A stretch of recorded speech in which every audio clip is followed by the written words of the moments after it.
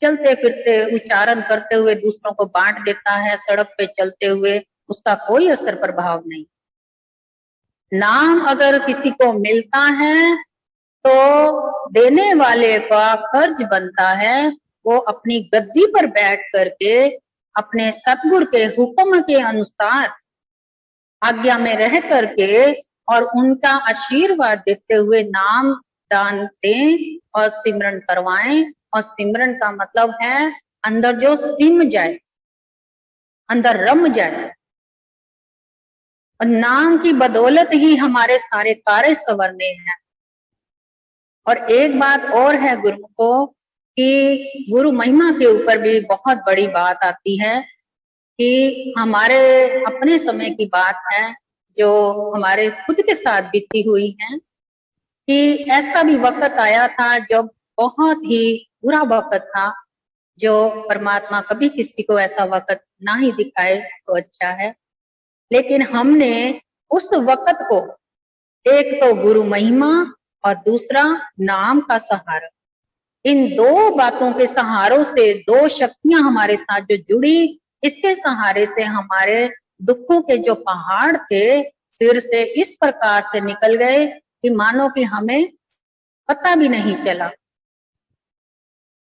जबकि वक्त ने हमें बहुत कुछ दिखाया, बहुत उतार चढ़ाव दिखाए, बहुत से दुख कलेश परेशानियां दरिद्र बीमारियां सब कुछ देखा। छोटी सी ही उम्र से हमारा जीवन जो है यानी कठिनाइयों से आरंभ हुआ और जब तक से हमारे कर्म थे वो कर्म भी काट लेते। लेकिन कर्म हर किसी के होते हैं, चाहे कितने मर्जी कोई अपने आप में संत हो, कितने मर्जी ज्ञानी ध्यानी हो, कर्म सबके अपने होते हैं। कर्मों ने कभी किसी को नहीं बख्शा, यहाँ तक कि श्री रामचंद्र भगवान के भी अपने कर्म थे जो उनको भोगने पड़े। जबकि राजा होकर के वनवास में उनको समय काटना पड़ा और सीता माता के भी कर्म थे जो कि रानी होकर के उनको घर से निकालना पड़ा। और श्री कृष्ण भगवान के भी अपने कर्म थे। ना जाने सबके अपने अपने कर्म जो हैं आने ही आने हैं, कर्मों से कोई नहीं बच सकता। लेकिन वक्त के अनुसार जो हमें वक्ता के महापुरुष मिलते हैं वो हमें नाम की दौलत इसीलिए बख्शते हैं कि उस नाम के प्रताप से हम अपने कर्मों को काटें और अपना जीवन जो है सुहेला बनाएं। तो नाम के प्रताप से हमारा जीवन जो है आगे बनता है, नाम के प्रताप से दुख दर्द कटते हैं। और गुरु महिमा के भी बहुत से एक बहुत बड़ा मान है गुरु महिमा में कि गुरु महिमा के एक एक शब्द को अगर आप गहराई से उसको पढ़ें और उनके अर्थों को समझें तो एक एक शब्द के अंदर आपके दुख कलेशों का निवारण आया हुआ है। और उस गुरु महिमा को जब आप पढ़ते हैं, एक बात याद रखें, जैसे कि आपको बताया गया था कि जल आपको जो रखना है गुरु महिमा पढ़ते वक्त, जो जगानी है, और उसके बाद हाथ में एक, चाहे आप 1 रुपए का सिक्का रखें, चाहे 11 रुपए रखें, लेकिन कुछ ना कुछ अपने पल्ले में बांध के जरूर रखें जब आप गुरु महिमा शुरू करें। वो इसलिए कि आपके जो दुख परेशानियां गुरु महिमा से कटनी है, तो ये उसका आपने क्या देना है याद है आपको? अगर मान लो कोई डॉक्टर हमें इंजेक्शन लगाता है, दवाई देता है, तो हम उसको फीस देते हैं ना? क्यों? क्योंकि हमें मालूम है वो हमारे दुख दर्द दूर कर रहा है, तो हमें फीस देनी बनती है। इसी प्रकार से गुरु महिमा डेली पढ़ने से हमारे दुख दर्द दूर होते हैं। तो जितना अगर हमसे सेवा बन सके उसी हिसाब से सेवा अपने हाथ में रखते हुए गुरु महिमा का उच्चारण करते हुए अपने दुखों का भी आप निवारण करें, दुखों को भी दूर करें, परेशानियां आपकी अपने आप से धीरे धीरे कम हो जाएंगी।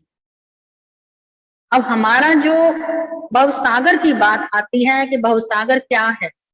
गुरुमुखो, भवसागर हमारी जो इंद्रियां हैं, समझने वालों को नहीं समझ आता इतनी आसानी से, लेकिन ये बहुत गहराई का ज्ञान है जो समझे। अगर अब नहीं समझ आया तो आप इस रिकॉर्डिंग को सुनेंगे, दोबारा 2-3 बार सुनेंगे सत्संग को, तो आपको जरूर समझ में आएगा कि हमारा जो भवसागर है, ये हमें भवसागर पार करना है नाम के जरिए।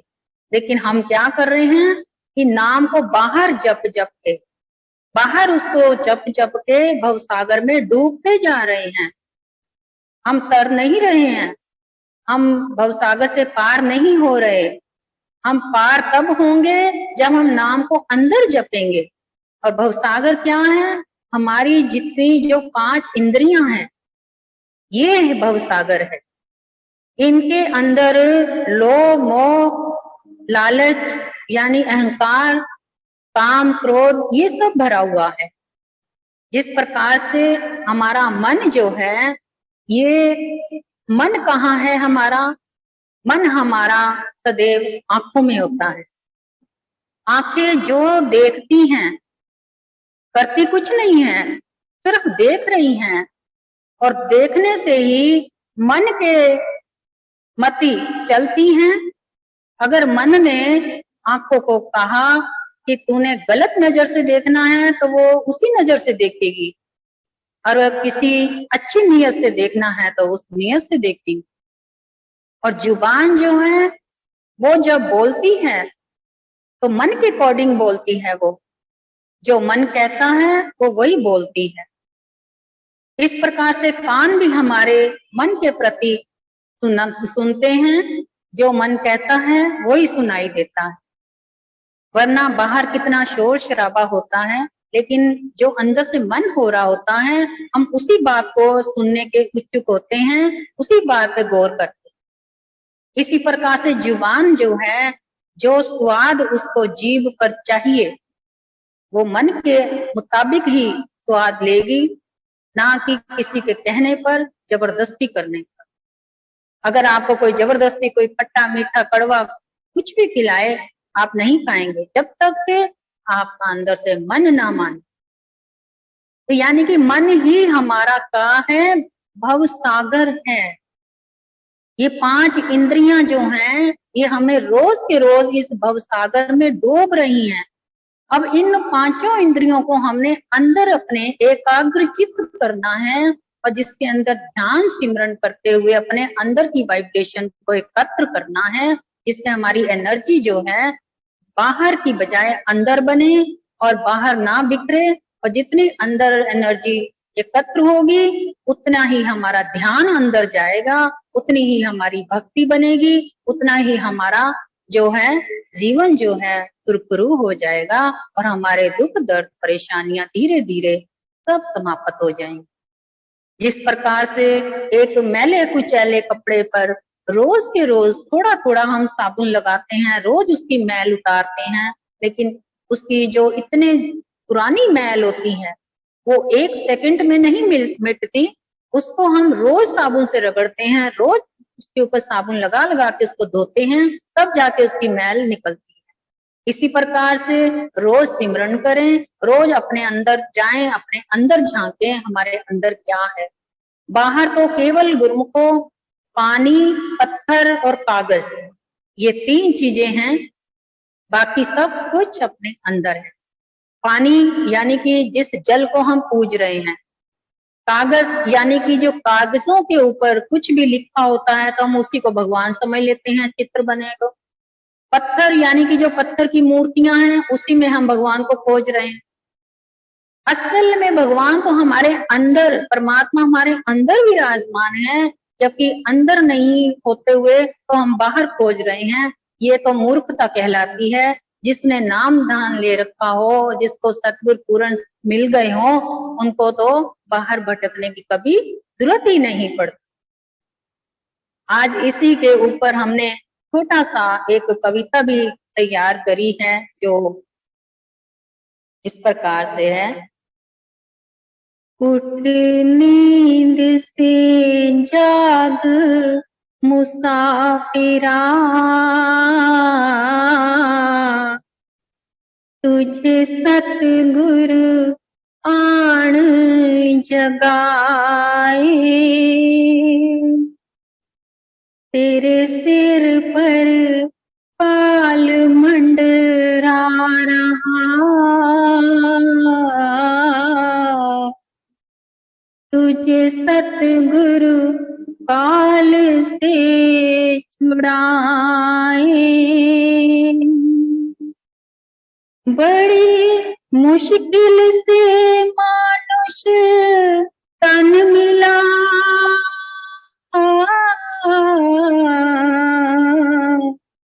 तुझे सतगुरु ये समझाए, तुझे सतगुरु ये समझाए। तेरे औगण सारे बख्श के, तुझे सतगुरु अपना बनाए। बड़े भागों से हैं संत मिले,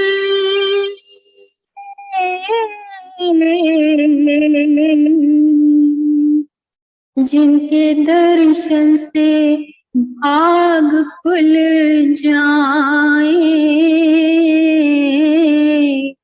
जिनके दर्शन से भाग खुल जाए।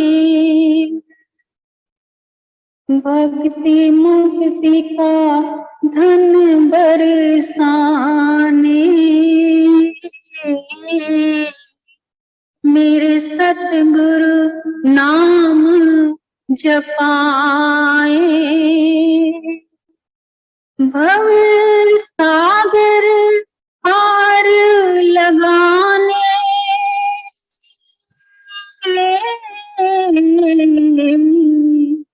सतगुरु नाम जहाज चलाए, सतगुरु नाम जहाज चलाए।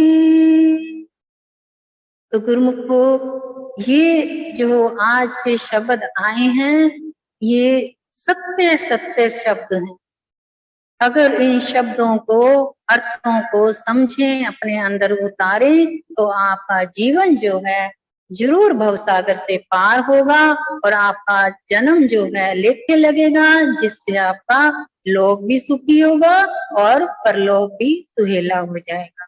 बोलो जयकारा बोल मेरे श्री गुरु महाराज की जय। किरण दीदी जी का हम सभी गुरुमुख परिवार मिलकर बहुत बहुत शुक्राना करते हैं, जिन्होंने इतना सुंदर सत्संग की वर्षा से हम सबको निहाल किया। और आज इतने सुंदर नाम को कैसे जपना है, कैसे जपना चाहिए, नाम के ऊपर जो इतना सुंदर सत्संग किया, तो हम किरण दीदी जी का बहुत बहुत शुक्राना करते हैं। तो किरण दीदी ने मेन बात जो है वो यही बतलाई कि जो नाम है वो बेशक हम चलते फिरते उठते बैठते कैसे भी जपते हैं, लेकिन उसका अगर पूर्ण लाभ